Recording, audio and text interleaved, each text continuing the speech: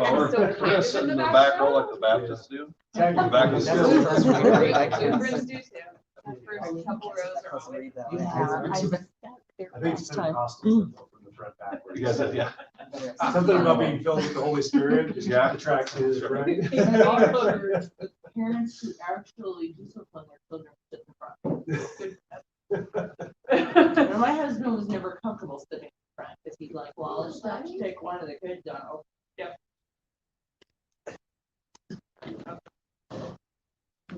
All right, welcome guys. There may be a few more straggling in here, but that's okay. I was going to say about 2 minutes ago, I was going to move everything back to Saturday because it's just way better turnout. Because you're talking. I think we're going to be okay. I think we're going to be okay. Plus, I don't really want to compete with the Huskers for anything, you know, unless they actually start competing. I thought they looked better than the last time they got creamed that. That's true. That's true. The last time. We didn't- Even my we didn't friend let said them he score thought they looked 70. better than what they got. Oh, First half was actually good football. watch it. Good football. Yeah. All right. So, yeah. That was hot. Coffee goes in your We're good. mouth. Yeah. In your mouth. Quick, I got cold water. I do have ice packs. I do have ice packs. I've already got some explaining to do. All right. So Okay. today we're going to talk about cancer. So this is week 3 in our Fearless Immunity series. Cheryl, there's a handout over there for you on your way in, and feel free to help yourself to pen if you need one behind the desk. But yeah, so in case you missed it, week 1 was the introduction. We talked about how the immune system works and the philosophy behind your immune system.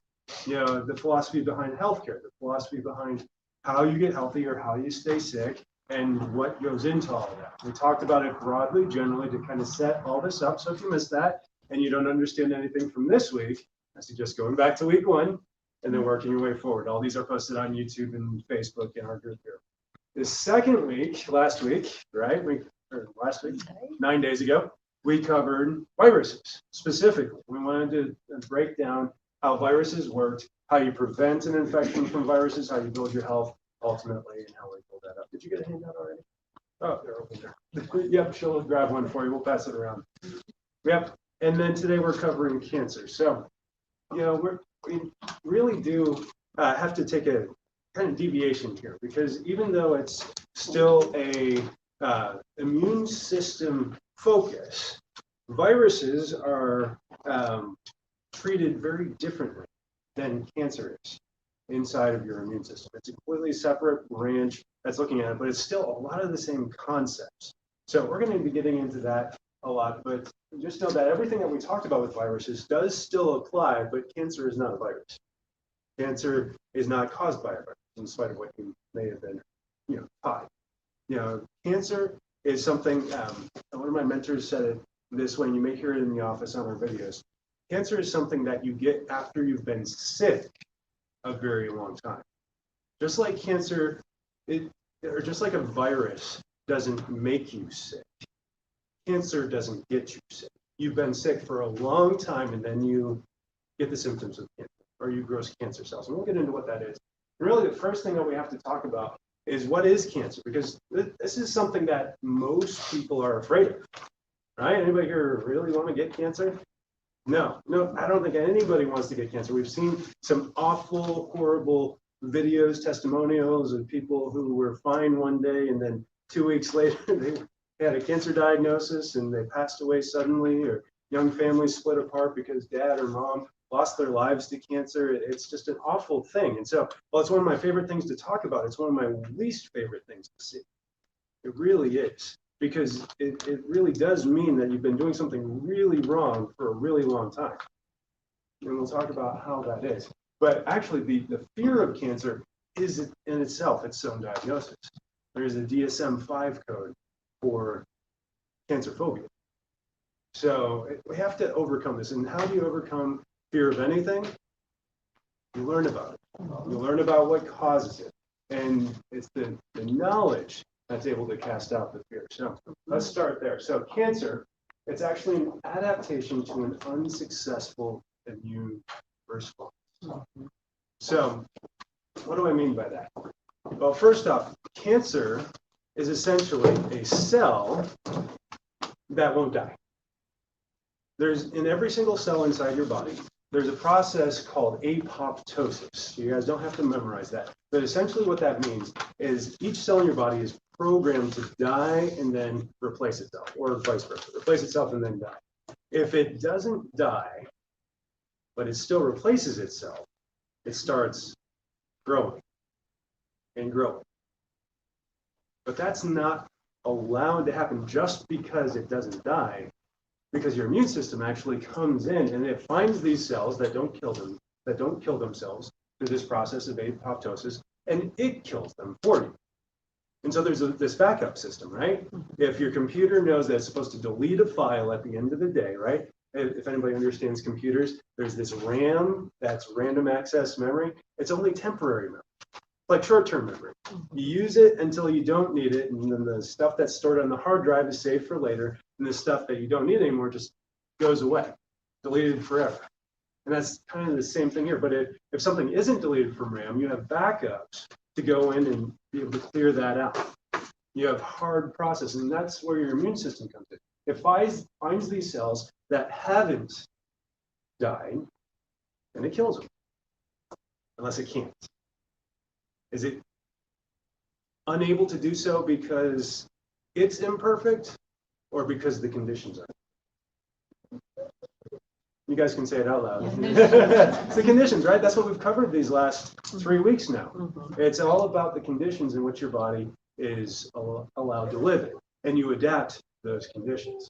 So this is an adaptation to an unsuccessful immune response. Cancer continues to grow and thrive and populate and goes through this process. So how quickly does this go? Well, it actually goes kind of slow. Remember when we were talking about health and your healthcare system and how soon you get a symptom of cancer? 20 years on average of having cancer before you will feel a symptom. That's because it starts as a single cell, and then that single cell doesn't die, and so it duplicates itself, and then we double again. That's about 200 days. We get about a year, and it's still just a clump of cells. These are very, very small cells. And then it goes and it starts spreading a little bit, maybe, or maybe it stays just a tumor by itself. Maybe some of those cells go off by themselves and they don't start growing because they go to a part of your body that isn't compromised, right? Anybody ever have just liver disease and healthy other parts? Yeah, sometimes it happens. Sometimes other parts of you are healthier because the disease process hasn't been there long enough. Then you get to 2 years, then you get to 6 years, and now you've got a 1 millimeter sized cancer or tumor. Now, I'm speaking generally. This is kind of an average, if you will. Don't take this hard and fast, because there are some more aggressive tumors and there are some less aggressive tumors. But on average, it takes between 8 and 10 years to get to a point where you can actually feel that golf ball sized lump. 10 years is the point at which cancer is considered lethal. Thanks. Now the good news is, body, but yes, ma'am. How do some young children get? Let's come back to that afterwards. Okay. Yeah, it's a really good question, though. It's something I've thought a lot about, and how do I answer that question? Because just in my lifetime alone, it's gone from accidental deaths being the #1 cause of death in children to cancer, pediatric cancer as a thing. So it's a changing thing, but there is a genetic component to it. It's all about epigenetics. So we'll get there. That's doctorate level question. So they're getting exposed. They're getting okay. I get it. Yeah, From it their goes parents. back. It goes back. All right. So what does a cancer cell do? What does a cancer cell look like? Well, a cancer cell is also a damaged cell, right? Because it didn't die. So something had to happen to it to damage it. And what was that? Well, #1 thing that we look at, and this is Dr. Warburg, so the Warburg effect. What he found is that cancer is exclusively a sugar burner. A sugar burner. And part of the problem is, just that, it's not that it just burns sugar, it burns sugar really ineffectively. So in a normal healthy cell, what happens is you have oxygen or you don't have oxygen. You take in glucose through the cell membrane. It comes in, it goes through this process of glycolysis. If it doesn't have oxygen, it goes through this lactic acid cycle, and it creates 2 ATP. 2 ATP are 2 energy cells. So in the presence of oxygen, it goes through glycolysis, and then it forms somewhere around 30 to 32 ATP. So basically, you're getting higher gas mileage for that molecule of glucose. Now, something here has corrupted the process so that regardless of whether there's oxygen or not in a cancer cell, it goes through this lactic acid cycle both times, and it burns sugar. It requires sugar. And this is actually where we came up with the process of PET scans. And so because we realized, or Dr. Warburg did, that cancer relies so heavily on sugar, now we can put radioactive sugar into your bloodstream and then measure it on a CT scan and find cancer cells, or essentially those spots that burn sugar fast. Notice what else burns sugar really heavily? Your brain. The brain loves sugar, but it also loves oxygen too. So don't starve that, right? Reproductive organs also. And so these are the types of places too that it's going to really affect and start attacking with something like chemo or radiation. So protect the brain as much as possible. Blood-brain barrier does that, but you're also going to get that effect. And so sometimes I'll hear a cancer patient come back and say, "Oh, this stuff you're teaching us about nutrition, my cancer doctor says doesn't matter. I should just eat what I want." He said, "Well, what does the cancer doctor, the oncologist, put in your bloodstream to detect whether the cancer is there? Why does he think it's there?" So cancer is actually an adaptation to you actually consuming too much sugar. So what are the cancer stats in the United States? It's the second leading cause of death. It's projected this year to overtake heart disease as the #1 cause of death. Although you might suspect it would be COVID if you're watching the news. Still, very low on that top 10 list. The United States has the 7th highest incidence of cancer, at least as of 2018. Now, a lot of the Scandinavian countries and northern countries actually are affected more. The further north you get, it's suspected that may be because of insufficient levels of vitamin D3, but also because those areas closer to the equator. Yes, thank you. Doctor words, right? They're getting more healthy fats, they're getting more fresh fruits and vegetables year round. And so it's not just D3, it's other things as well. Mediterranean countries in particular do much better. I mean, what was the one thing that Mediterranean countries get that we could just point out that covers almost everything that they get? It's the oils, it's the fats, right? They're getting fish, rich in omega-3s. They're getting olive oil, the natural fats from the olives, all this different stuff. I mean, even their grains, while they may not be high in fat, are just more whole, less adulterated in those Mediterranean. And then it's right here. People consuming diets rich in plant-based foods have much lower cancer and other diseases such as cardiovascular. And we do see a strong correlation with people that have diabetes and have cardiovascular disease and cancer. And so it's really hard to differentiate those when you're looking at cause of death. Because when you look at what the cause of these two things are, it's very similar to what you're looking at in cancer. But we do have to understand how cancer works. So we're going to overcome our fear today. And so first thing I wanted to show you is actually this. Anybody seen this before? This is how your body, how your immune system kills a cancer cell. That's a natural killer. That's part of your immune system. That's when it's a single cell. It just destroyed it. It's not living anymore. All by itself. Same thing here. Natural killer cell. Now this one's taking care of viruses. It just goes in there and it destroys it. Taking it out for lunch. Yeah. Man. Yeah, it has no chance when your immune system is doing what it's supposed to do. And this one, it's a white blood cell chasing and eating bacteria. Just living bacteria running around your bloodstream. So, white blood cell, takes it down, eat it up, spit it out.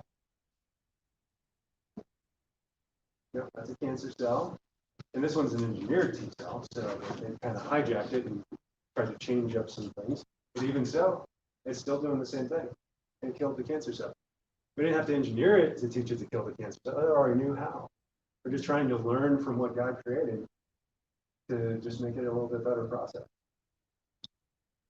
Cytotoxic T cell attacking the cancer cell. I mean, it goes on for 2.5 minutes. And I love it because it's how fearfully and wonderfully made we are. Our bodies are designed to kill cancer. So how do we build that cancer killing immune system?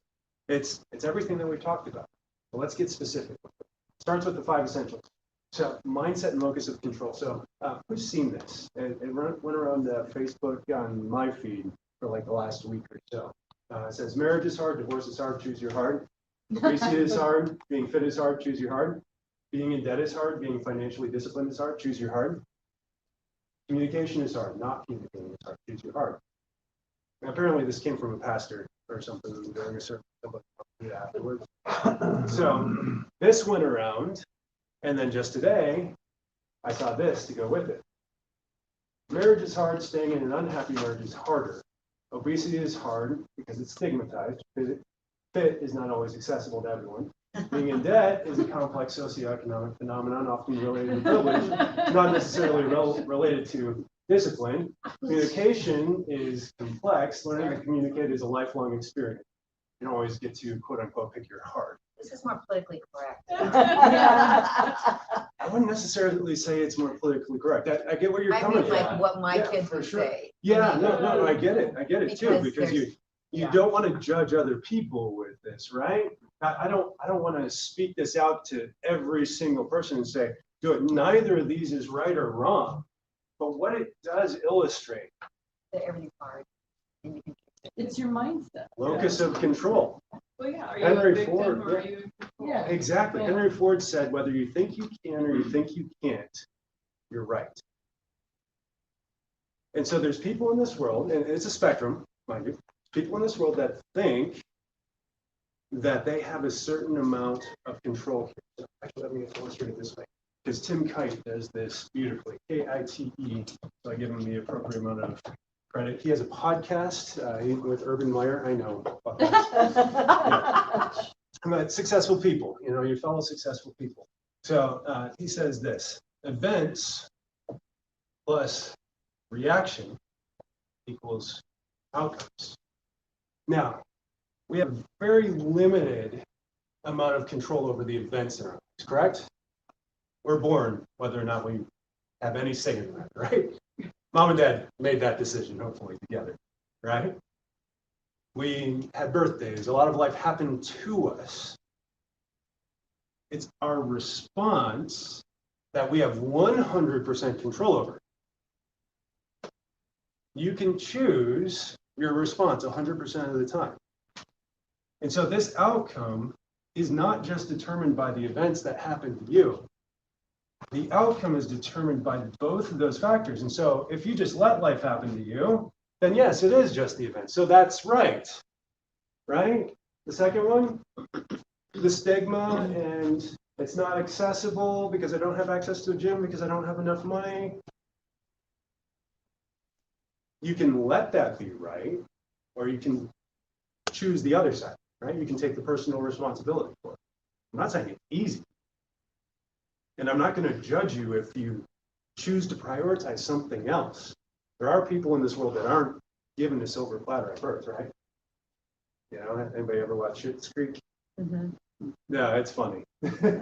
Not appropriate, but funny. But hilarious. Yeah, I mean, these people born with silver platters, stuck in a very non-silver platter environment, literally Schitt's Creek.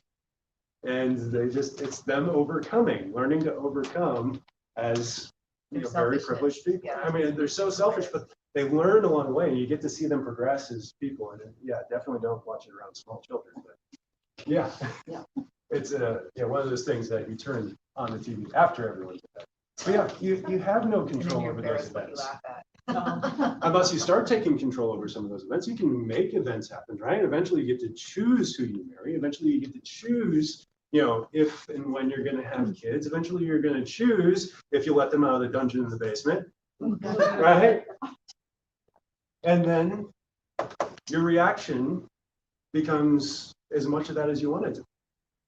The more control that you have, the more you get to determine those outcomes, and that's how you plan out your life. I mean, Dave Ramsey talks about this all the time with, the debt snowball, right? If you just let debt happen to you, you're never going to dig out, just making minimum payments.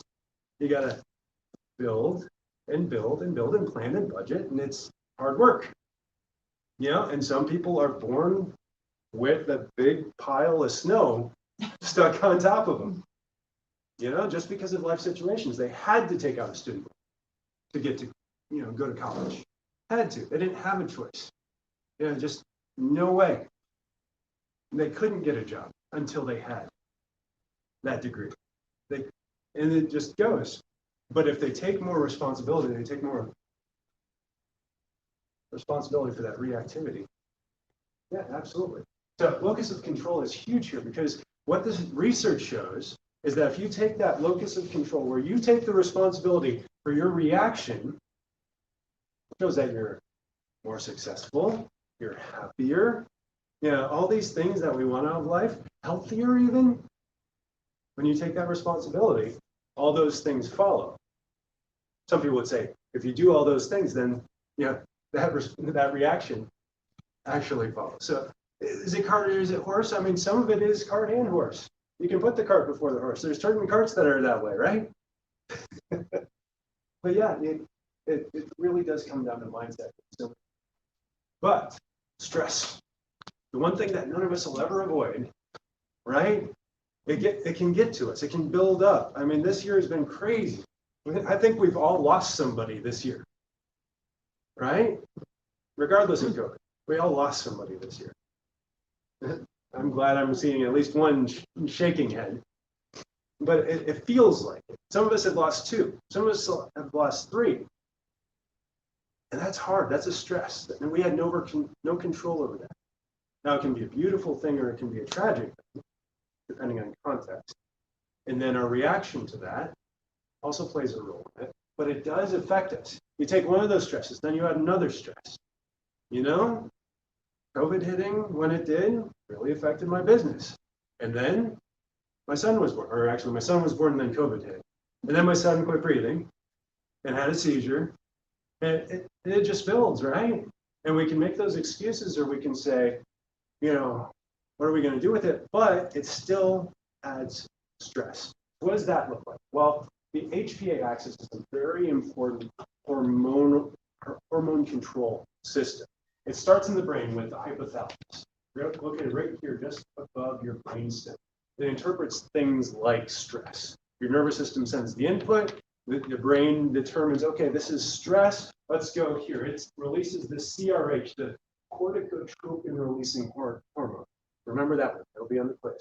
CRH. Yep, is sent to the pituitary gland. The pituitary gland interprets that the way it's supposed to.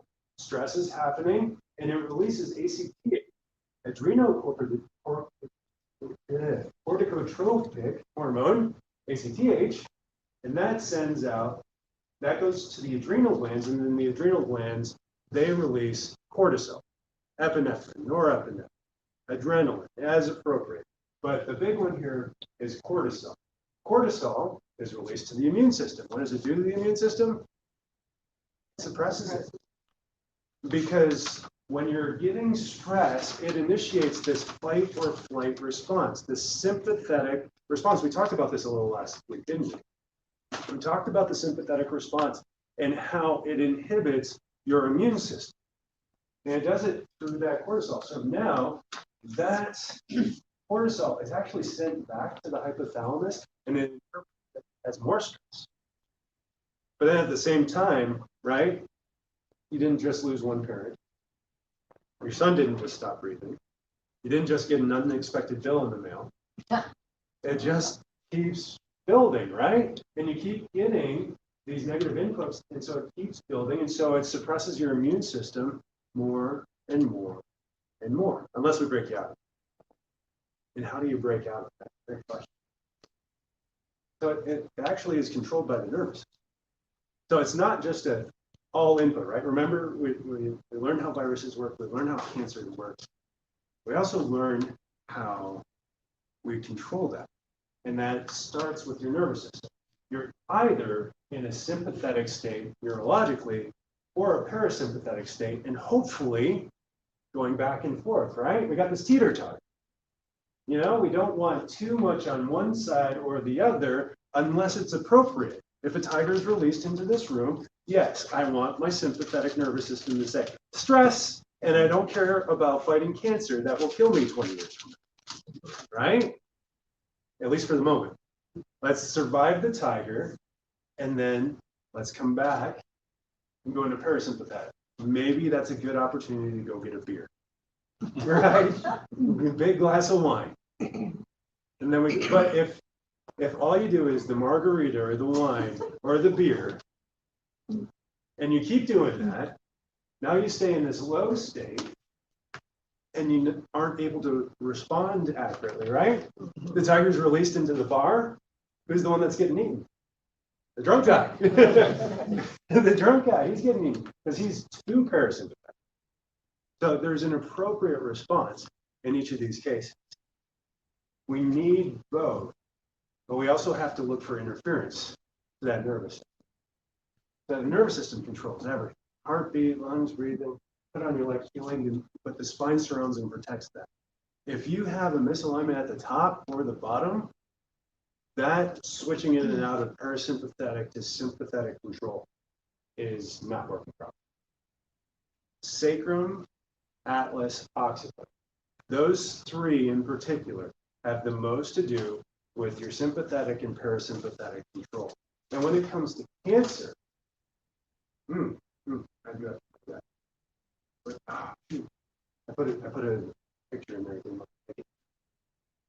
Really cool review of literature on the vagus and cancer in particular. It was written just 2 years ago. Took all these studies into context, and there's everything from they had a mouse that was growing a tumor. They saw that the vagus nerve was sending branches to the vagus nerve, and they're like, well, let's cut that off and just make sure that the brain isn't growing that tumor. Guess what happened to the tumor when they cut the vagus nerve?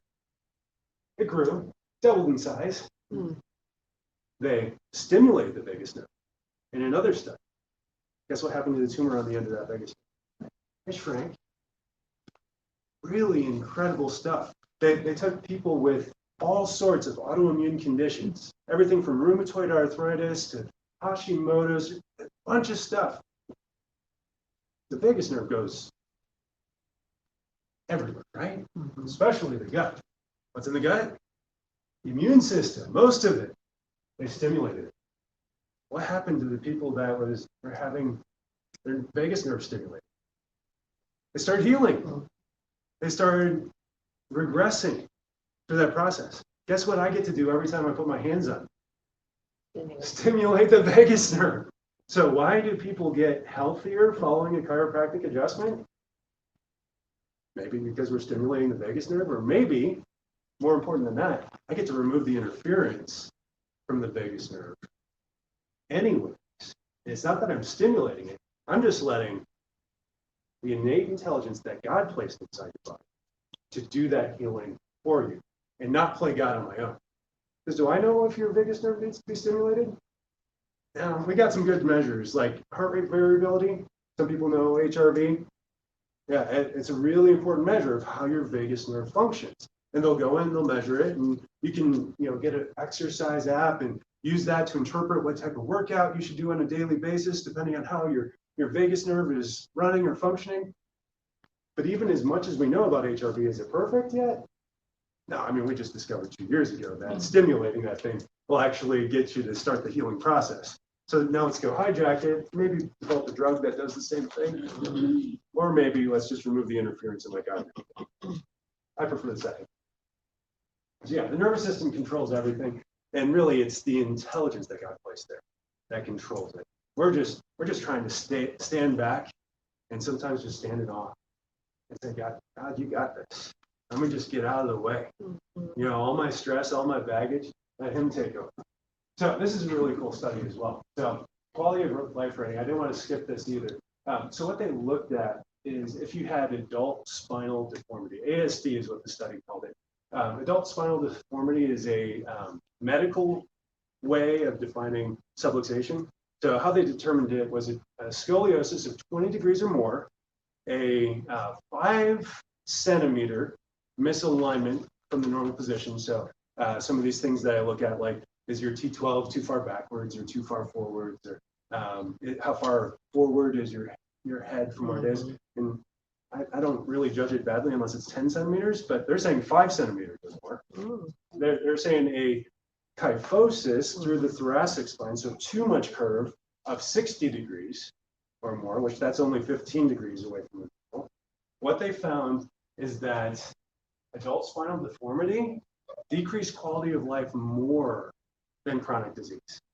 Measurably more, significantly more, and that includes rheumatoid arthritis, degenerative arthritis, Crohn's disease, celiac, all these different diseases were in this study. And so it's like, and we know statistically, 80% of Americans end up with a scoliosis by the age of 80. And we're ending up with degenerative arthritis, we're ending up with rheumatoid, we're ending up with celiac or Crohn's and all these different things. And this is affecting them more than that. But we're not even thinking to take care of the spine until when? Until it hurts, right? Now, and this is really what sets us apart and what we're doing here. It's not just a crack and then bring you back when it hurts again. It's constantly checking and making sure, and by constant I mean decreasingly so, right? Anybody see any more than they were when they first came in? I hope not. If so, then something probably pretty bad happened. And hopefully I didn't cause it. No, I'm not perfect. But Those people. yeah. Those people aren't here anymore. They left a long time ago. Yeah. No, so then let's jump into nutrition, right? Because that intelligence needs something, right? God didn't put us in a barren desert and say, just lay here in the sun. He put us in the middle of what? A garden. And he said, take care of it. We were actually having this conversation earlier, weren't we? We were asking, like, why do we need this chiropractic? You know, what was it created for? And, you know, I was telling the story of Esther, you know, and Mordecai. And who's heard the story of Esther and Mordecai? Most people here? Yeah, so Esther was really afraid of approaching the king to save her people. And Mordecai spoke to her cousin, and he said, you were created for a time such as this. And chiropractic didn't come around. There's always been bone setting. Like, everybody's always done that, even ancient Egypt. But it wasn't like a regular part of healthcare. It wasn't this thing until 1895 when a deaf janitor walked into Dr. Palmer's office, like we have over there on the wall. And Dr. Palmer said, Redneck's famous last week, he watched me try this, adjusted the vertebra that he found way out in his neck, and Harvey got his hearing back. But what was happening about that same time? 1895. What in the United States was happening in the farms and in the cities? We went from about 90% of our population in the farms to about 90% of our population in the cities. Over the next probably 20 to 30 years, that transformation was taking place. And so what did we do? We went from being very much outdoors in the garden to inside at a desk or in front of a machine doing the same repetitive motion all the time, all day, mind-numbing work. Even if you got a desk job, mind-numbing work. And we saw chronic disease start going up. And we saw spines start getting worse. You know, people didn't need their bones set unless there was a severe accident, right? You got kicked by your horse, then, you know, that doctor down the street or, you know, snake oil salesman who would come in and just yank you out. Or you get, you know, the medieval torture where they strap some horses on you and stretch you out. No. But yeah, they would do all these different types of things. And even doctors of the day would actually do bone setting, and not just like take a broken bone and put it back in place, but they were trained. This is how Didi knew that you could push a bone back in place was bone setting. Osteopathy was actually developed about 20 years before chiropractic. They just thought it only had to do with the fluid that was flowing. And then a couple chiropractors got together with osteopaths, and a couple different techniques for chiropractic were born out of it. Because it's not just the nerve flow. It's also the blood flow and the cerebrospinal fluid flow and the lymph flow. It all matters. And it all happens when you get those vertebrae back into place. But we also lost touch with the farm, didn't we? We started losing out on those nutrients. We started industrializing that process too. Now who owns most of the Nebraska farms? Not Nebraska farmers. ConAgra, Monsanto, like just go down the line of all these big name companies, and you got the names. And so how much nutrients does a head of broccoli have compared to the 1930s even? Almost 70% less. So why do I recommend a multivitamin? You'd have to eat a whole bunch of broccoli, and I like broccoli, but not that much, right? To get to the nutrients that we were in the 1930s. So what are some of the big red flags here? We talked about some of those last week. Damaged fats and good fats. So when we're talking about cancer, we're actually talking about this phospholipid bilayer that surrounds every single cell. So this layer is actually supposed to breathe. That's these protein chains. What happens when you get processed fats, damaged fats in there? So let's just say you cook your olive oil too hot, right? It smokes a little bit. It actually starts to create this plastic type effect around the cell. So imagine me taking saran wrap and rolling it around my face over and over. You're dead. Yeah, I can't live. I can't live that way. But cellularly, your cell adapts. It has this lactic acid cycle or the pyruvic acid cycle, and it still manages to stay alive through this. But you leave it in that environment long enough where all you're getting is unhealthy, processed junk fat. You gum up the works, and now it can't go through the glycolysis to produce those 30 to 32 ATP anymore. It's only doing the 2. It adapts to its environment. The DNA changes through the process of epigenetics, and now all of a sudden you've grown a cancer cell. It's the only type of cell that can survive in that environment. You're only giving it sugar, and you're not getting it oxygen anymore. And so all that can survive is cancer. So we need to unravel that by replacing our fats. Fasting sometimes too. Juice cleanse, water cleanse, bone broth cleanse, like all these things help. All these things help because it allows that to be ungummed, allows the healing to take place, especially in the gut. And you talk about some of these fathers of the faith, they would fast weekly. You know, and some of them would do the 40-day fast. Not that I'm recommending that. Water fast for 40 days is not something that's good for you. Physically, spiritually, different story. Commercial meats versus pasture-raised meats. So we talked about the process of biotoxic accumulation last week. We talked about omega-3s and its relationship to omega-6s. There's also omega-9s.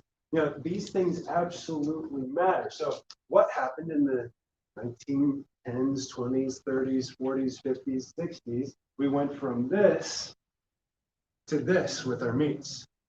And so you get somebody that's doing paleo, you know, elite athletes even that come in, that they're like, you know, I'm doing paleo, I'm so fit and so cut and I'm doing great, but they're so inflamed because they're doing it on a budget.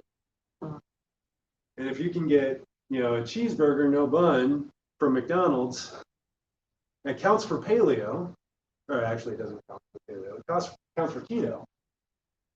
Doesn't count for paleo. It definitely doesn't count when you're talking about healthy foods. In fact, the World Health Organization considers this in the same category of carcinogen as a cigarette. You know? What's just as deadly as sitting, or as this? Sitting for an hour. 11 minutes for a cigarette, 14 minutes for sitting for an hour. And they associate the people that sit the most with an increased colorectal cancer risk and prostate cancer. Not everybody here has a prostate, I hope. But yeah, it makes a difference. Curcumin. Anybody eat a lot of mustard? I hope so, because that's the yellow that's coming from that. It's one of the most powerful antioxidants out there. This is a strong cancer-fighting food. It may help to eliminate cancer cells without harm any of the healthy cells. Cruciferous vegetables have something called diindolylmethane. We'll call it DIM. DIM is a sulfur in cruciferous vegetables that actually helps us to fight off cancer. Sulfur-rich foods help to fight cancer.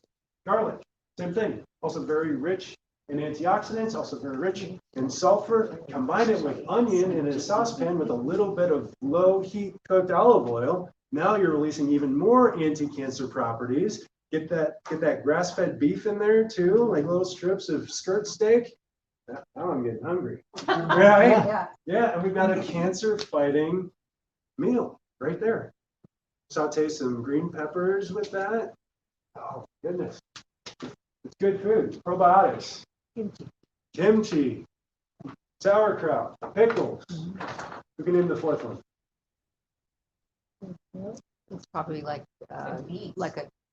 carrots or something. It's Yeah, like I maybe mean, you can pickle Right. anything. You can ferment just about anything. Get those probiotics in there. Kombucha, kefir. Mhm. Yeah, if you can't do that, do the coconut kefir, the goat's kefir. If you're sensitive to dairy, there's a lot of ways to get that in there. This week's challenge, it's sideways moves. Sideways moves. If you're struggling with any of those things, let's say you love your salami, you love your pepperoni. Maybe your sideways move this week isn't to eliminate all pepperoni or all salami. Maybe it's to move to beef salami or turkey pepperoni. And then start looking for that grass-fed, free-range label next time. Maybe that's the next week's challenge. Let's add some nutrients. Let's get that real food instead of the processed food. Let's replace the processed carbs too. Because what are those cancer cells relying on so much? Sugar. And what are we feeding it as North Americans? All the time. 2/3 pound a day? Is that what we're averaging? Oh my goodness.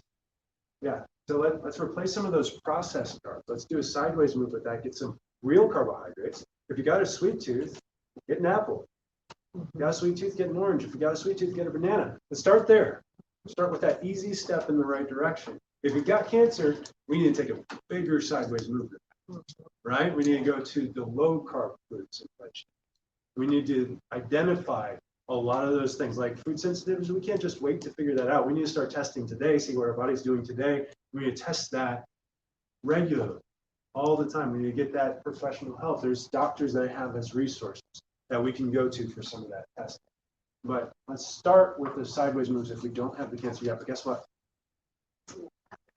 Yeah, we all have it.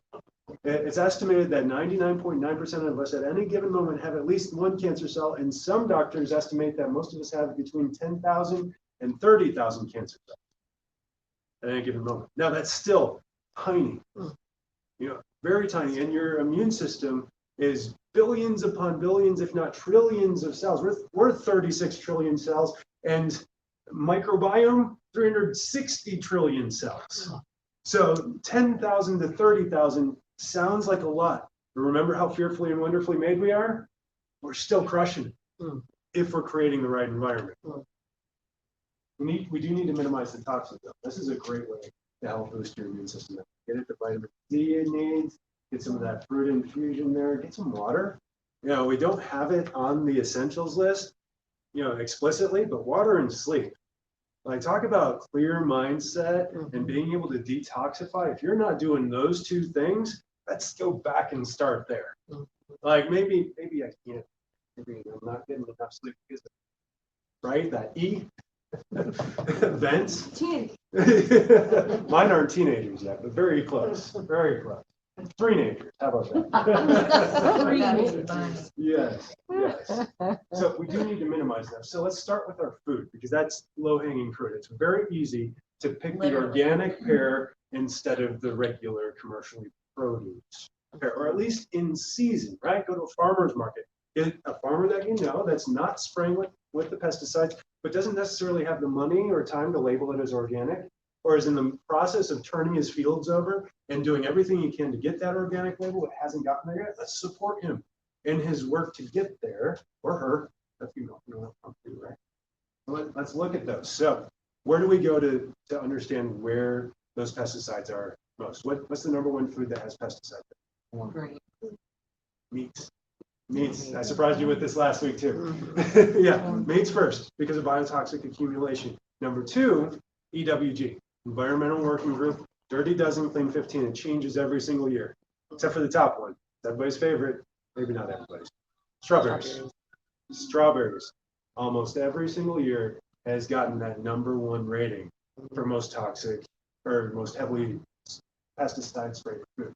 So we look at that list and it changes. So I don't try to memorize, I just take the list with me. But usually it's the most popular foods, right? Because we want them all year long, so they spray them more so they can produce more. And it does produce more, but we see that they have less nutrients. We see that it has this toxic side effect. It has things like cadmium in it, which we know disrupts the endocrine system, and disrupts the immune system, and makes it more likely that you get cancers long term. We don't want that. Toxic bioaccumulation. So bottom feeders, right? So let's say there's this company here and a byproduct of the thing that it makes is mercury. Oftentimes that just gets dumped. And it's low enough levels that the EPA says, go ahead and dump it. Well, there's bacteria in the bottom of this or whatever this is, and actually will eat the mercury. And they'll change the way it's made up. And some of it will go inside the bacteria. Some of it will get excreted. But then the fish eat that. Now there's a little bit of mercury inside that fish. But it's really hard to process mercury out of the system. How many generations did I say that mercury sticks around for? Mom and daughter. Mom and daughter. Mom and daughter. Especially. Sons, mom and son. Mom and son. I think there's a dad in there somewhere too. Mom definitely plays a bigger role in this process, for sure. Let's say we don't eat this fish though. Nobody wants to eat Nemo.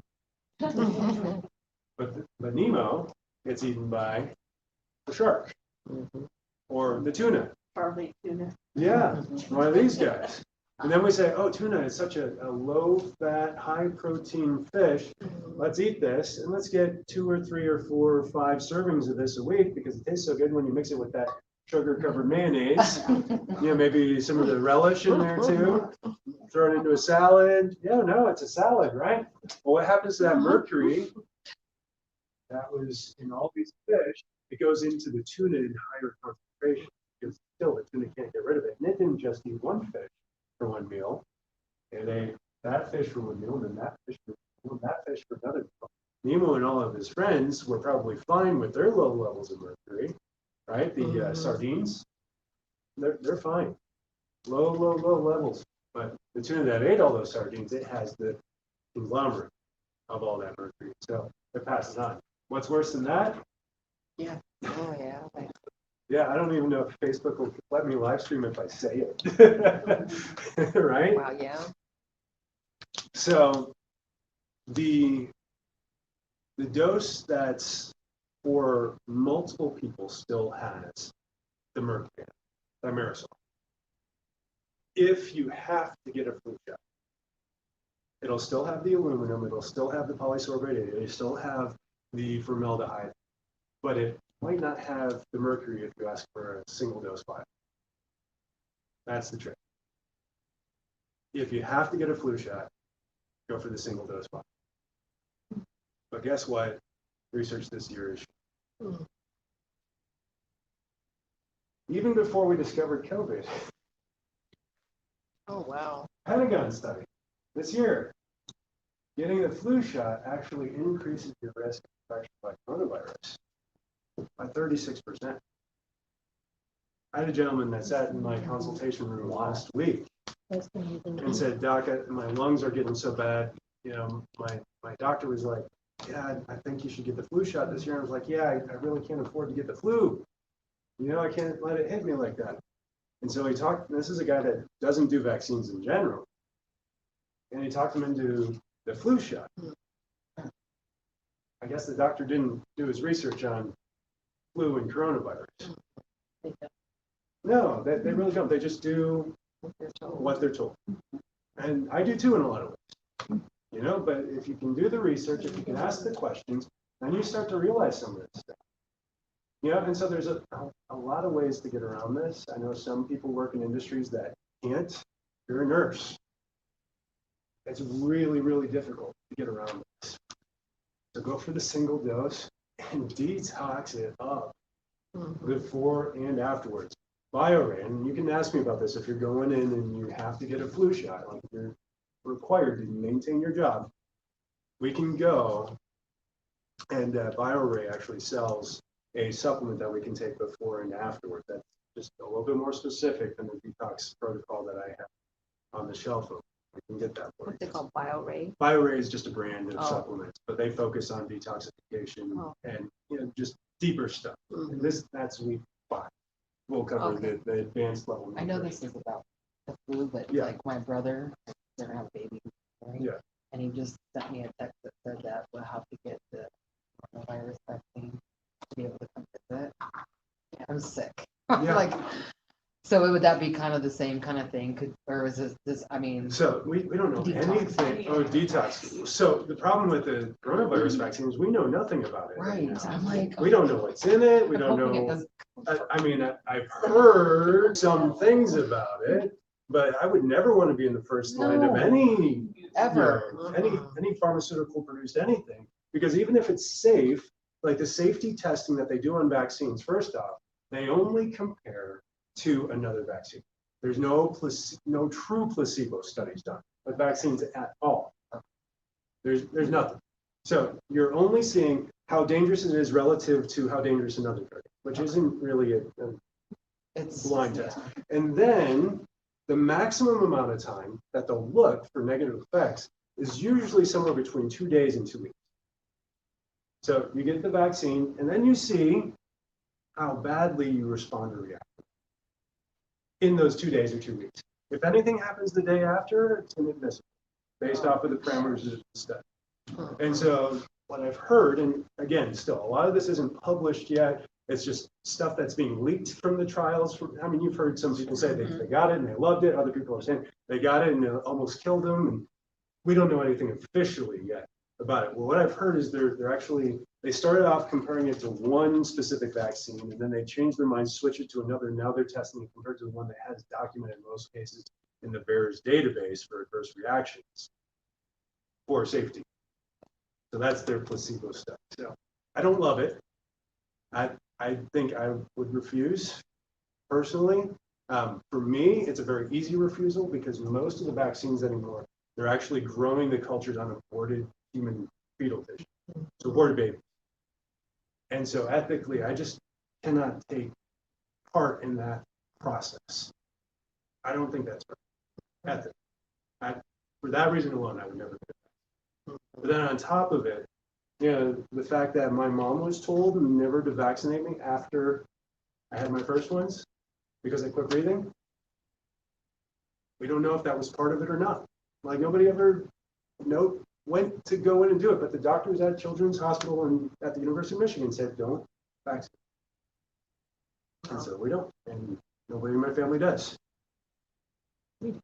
Yeah. And yeah, it's just not, it's not a safe process. Right? And the pharmaceutical companies, they have immunity as far as vaccine injury. So now you've removed all accountability from the system that should be held accountable. But in 1986, the United States Congress said vaccines are unavoidably unsafe. So we're just going to give that. We're going to give you that carte blanche. Here's the boundaries. If there are injuries, we're going to have the U.S. taxpayers pay for it. It's been over, let's say, $2 billion now in vaccine injuries that we've paid since 1986. Taxpayers' pockets for mistakes that the pharmaceutical companies made. Some babies paid with their lives, although they'll refuse to the grave and they'll show science after science after science to show that it doesn't cause SIDS. But what do we see in the populations that are most vaccinated? That's correlation, right? Nobody's got the causation study. Don't know a lot of things still. A lot of things. Some of the things I've heard about the coronavirus vaccine really scare me. They're talking about microchipping people. They're talking about redesigning the RNA to go into cells and implant RNA codes into the cells. I mean, that's kind of it's kind of the process of immunity anyways. We learned about that last week. But now we're trying to hijack it and play God with it. Anytime we try to play God, we really jack it. So I know this isn't supposed to be a talk on vaccines or viruses. I mean, mercury. It's not in a lot of vaccines anymore, but the flu shot is definitely one of them. Anybody remember the other one? I know it's 2 for sure. But no, the type of vaccine. I want to say MMR, but I don't think that's right. I think that is what it is too. MMR is in the news for so much. I mean, it's the one that the whistleblower came out about because it was basically making black boys, you know, get autism. They were covering it up.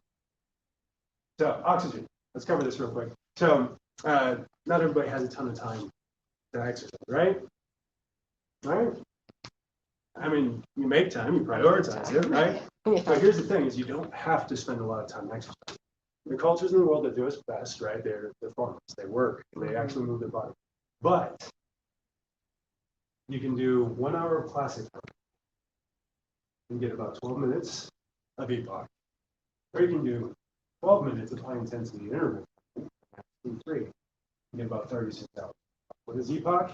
It's excess post-oxygen consumption, basically meaning that your body continues to burn fat when you do your exercise in huge bursts, like all that energy up front.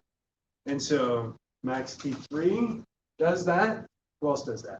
Orange Theory Fitness does that. CrossFit does that.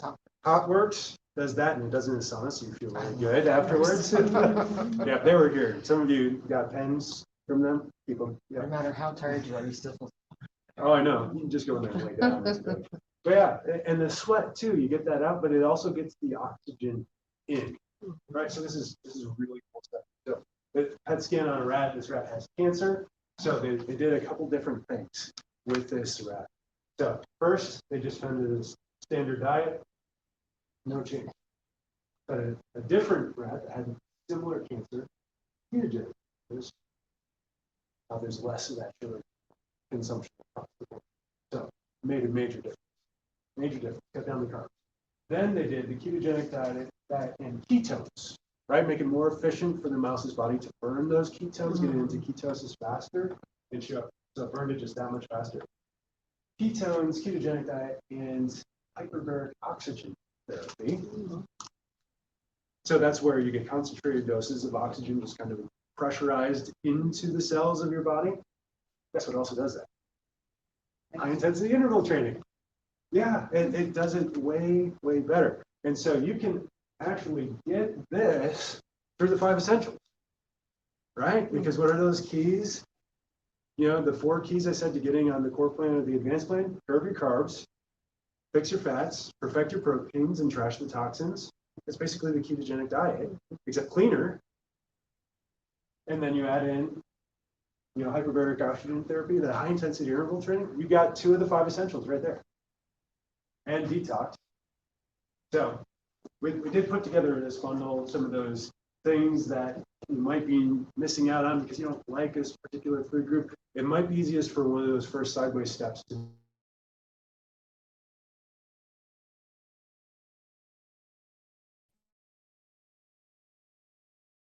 first, right? And because, yeah, no, what are most Americans deficient in? B vitamins, those healthy fats, vitamin D3, and magnesium. 90% of Americans don't get enough of those. And people come in with the D3 and they say, well, my doctor said I'm taking too much. He said I should move from, you know, my 5,000 or 10,000 down to just 1,000. I'm getting way too much. And what are your blood levels? I don't know.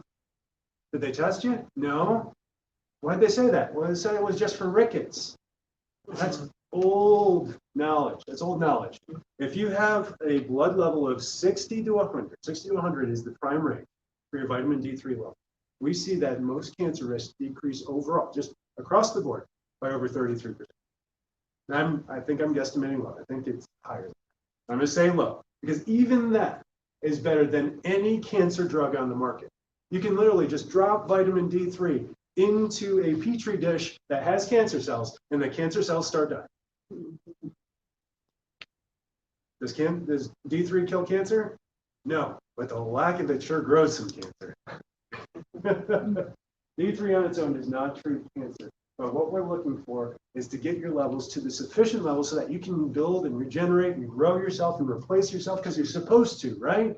And when you're not replacing yourself, what are you growing? You're growing cancer or you're dead. One of the two. And neither of them sound fun. But if we get these in, if we know we're good here, what are the next steps? Well, let's either get this into our diet, right? For some of those foods that I highlighted, or let's start supplementing where we know we don't like the foods and it's going to be a harder step into something. Let's get some of that sulfur-rich DIM compound. Let's get some of that curcumin in there. Maybe you want a more efficient one. The daily defense is actually, I believe, cheaper and more effective at reducing inflammation. A lot of people tell me they use the daily defense as an aspirin or Tylenol, how anti-inflammatory. Garlic and parsley oil. And if you don't like garlic, some people don't, put a capsule around it. Wait until it gets to your small intestine before it releases. Probiotics. If you don't like the texture or taste of those fermented foods, get a probiotic. And when you finish with my bottle, go get somebody else's. Because you need to change up which brands you're getting regularly, or else you're going to start just pooping it out. It becomes like, I don't know, $30 poop every month. Not an expensive mistake to make, but switch it up so that you're getting good stuff every single time. And then if you do start to get symptoms, what's that a sign of? Lack of function. Find that gap. All right, did you stop taking one of these? Or is your diet getting depleted in some of those? Or maybe your food source is getting depleted because the weather's changing. Our crops are changing. What has less nutrients in it out of season than in season? Everything. Everything, absolutely. So get those things in. So next week we're going to be talking about the nervous system. So I'm going to get really deep in this. I'm actually really excited because this is what I nerd out about anyways. But if you wanted to get behind the scenes with me on what goes on in here, when I look at x-rays and I look at your spine and I look at your skin, you won't want to miss this. This is going to be good. We're going to give you some new exercises, some advanced exercises specific to your spine that'll help you either maintain what you've got or get just that much more efficient. So we're planning on Monday night, unless this group continues to dwindle, and we'll move back to Saturdays. We'll do our tailgating here, right? Talking about the immune system, and then we'll come back. So nervous system next week, and then the week after that is going to be the deep dive into nutrition and detox. And then the step after that, last week, fitness. We're going to really hammer fitness home. Now, I know I've gotten it pretty good each of these last couple of weeks. Let me jump back to your question here, because I know I answered it partially and then I continue to answer it throughout, but it really has to do more so with epigenetics. So a lot of cancer gets blamed on gene, right? Your dad had cancer, your granddad had cancer, now you're going to get cancer. Not the truth, right? Because not everybody in the family gets the cancer. But what did happen is when your granddad lived his life a very specific way in order to grow that cancer in the first place, he changed his code genetically. Now, if that happened before, like that process was in the works before your dad was born, he passed those genetic changes, epigenetic changes, to your dad. Now, he had the decision, right? Because that wasn't a destiny. He still had to turn on that gene. Genes are just light switches. You turn them on or you turn them Doing off. the same thing that he did. Yep. So he lived his life the same way because he lived in the same house, saw the patterns of what it takes to be a man, right? Cigars and hard whiskey and sitting on the couch watching football on Saturday, and had the same results. Ate the same food. And then your dad, let's say you're a 2-year-old, he was doing those things when he conceived you. And mom was doing those things with him, passed those genes on in an environment that was already primed to grow that. Already had the toxic exposures, already had the lack of oxygen, already had this inflammatory environment where the cells were surrounded in basically a plastic type wrap, hardened, couldn't get oxygen in, and you as an infant baby,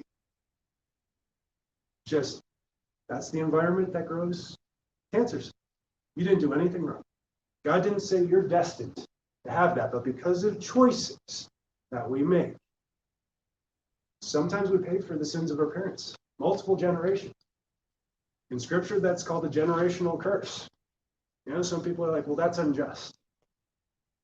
Well, if God smote you with it, sure. But does God smite us with anything, or does he let us live with the consequences of specific actions? He gives us free will. And unfortunately, that free will does pass down generations. You know, if your granddad was an alcoholic, you are more likely to be an alcoholic. They did a study on epigenetics, really cool stuff. If you want to dive into epigenetics, look up Bruce Lipton, former former dean of medicine at the University of Wisconsin. Maybe even more specific, it might have been the heart. But I can't remember the name of it offhand on my tongue. But he wrote a book about epigenetics. Just a brilliant read. But in the book, he talks about this process of some of the research that they did. And they looked at families that really went through a hard time during the Great Depression, like lived in the Dust Bowl, had to migrate out to California, really lean, rough times. They may have been normal size, normal weight, you know, except for the suffering. Kids that they had during that time actually grew shorter. Consistent across the board. Genetically, it changed them that their parents went through that. That change lasted up to 3 generations after. So it's pretty powerful what we go through in our life and how we respond to that, how that affects us generationally. The things I'm going through now are going to have more effect on my children than maybe any choices that they actually make. And so what's our most important job? Family. Our family. It starts at home. We have to lead our family. Lead our family. So we are celebrating 4 years here this week. So this is really cool. So all this week we're celebrating, we're opening up. Everybody gets the biggest discount that comes in for a new patient exam or x-rays or anything. Biggest discount. Legally, I'm allowed to give 60%, so that's 60%. So if you've got a family member that needs to be checked, if you've got a friend that needs to be checked, get them in this week. Because I do. I want to give them, I wish I could give it away, right? I would do this for free if I could. Got to keep the lights on. Got to keep the employees paid and happy. But if you know somebody that needs our help, let me help them as best I can. And then this group here, you know, as always, you guys are building towards that wellness warrior. And actually, this is coming out of Dr. Schreiner's office in Columbus. But he has this example that he talks about, the difference between a bull or a bison and a cow. One of the biggest differences they see is just the way they approach storms. So when a cow sees a storm coming, it turns tail and it runs away. Ends up spending more time in the storm because it's running with the storm. When a buffalo or a bison, they group together first, they turn and they charge us. Which group does better? Which group thrives? Because they're spending less time in the storm and they're together and they're protecting each other. And that's what I see this group as. You know, whether you're watching on Facebook or you're here in this room, as a group of buffalo. I'm not calling you guys fat cows. With ill tempers. No, you guys are the wellness warriors. So you guys got what? This is week 3, 3 more weeks. Yeah, we're gonna crack this thing out. You guys are gonna be the warrior patients. You know, challenge yourself though. So we gave you guys these health status questionnaires. They're supposed to be in color. I posted this today in color on the Facebook page. So go ahead and check off where you're scoring on each of these things. It will give you, by the time you get through it, you know, a good, you know, a score. You know, are you scoring mostly green? Are you scoring mostly yellow? Are you scoring mostly red? Hopefully you guys, this is my wellness warriors, you guys are mostly green at this point. Because it's not the choices that we've made before them, it's the ones that are moving forward. Because if we can turn on a gene, we can turn off. We can turn on a gene, we can turn off a gene. For sure. Yeah, they're on the front corner of the table. And if you didn't get this one, then you can go online and you can print that out in color if you want. Because really the scoring of this depends on what color you're getting. And shades of gray is a little tough to pick up. Yeah. And no, it's not 50 shades. But yeah. But then at the end of this, there's a place to list your goals. And so every week, I've given you an opportunity to write down some goals. Just use this time as an opportunity to do this. And yeah, I get some of you guys do need to be there, but it is better to come here in the group. The faces I see here consistently are engaging more. So if you have the opportunity to come, if you have the opportunity to stay, stick around, do it. We love you. I have a question about, okay, so like if I saute vegetables in coconut oil, Yes. that doesn't count as a fried food. No, Okay. no, I just- that's saute. That's a stir fry. Fried foods like French fries, onion rings, Fried chicken. Corn dogs. corn dogs. Yeah, if it's dipped in a battering sauce. Fried Twinkies. Avocado oil is one of two oils I that cooks saw well those up in the to store, and it's like, medium, maybe medium Twinkies high. are horrible. But yeah, it's really good. You eat that, fry 'em? Cool. It was Oreo popcorn. Oh, Oreo. Come on. I can't eat that. I don't bet any. Coconut oil is celiac. No, but Yeah. gosh, Like, That's what they say. Yeah. So, yeah, I would say avocado oil is probably the best, unless you are looking for that kind of tropical texture to the foods. So like I'll do like more of a tropical fried chicken, I'll do it coconut. But if I'm looking for more of a pasta type dish, I'll actually just saute it in olive oil. Avocado. Because sometimes I do like fajita stuff in the oven, which Yeah. order high. Bacon. That's pretty high. Baking, it does get pretty high. I would say for that avocado oil would probably Yeah, be the better. severe or coconut oil. Okay. So yeah, that's. I've been using strictly avocado oil Yeah. right now. Because I learned that first time I Yeah. ever did years ago. Yeah, avocado oil is fantastic. Okay. So definitely stick with that one. Yeah, I do. All right, so I'll stick around if anybody has any more questions or needs to buy supplements. I just have my staff on. Well, and a lot of how I learned I need my staff to is my own. I gotta go pick up kids. Yay! There's a baby.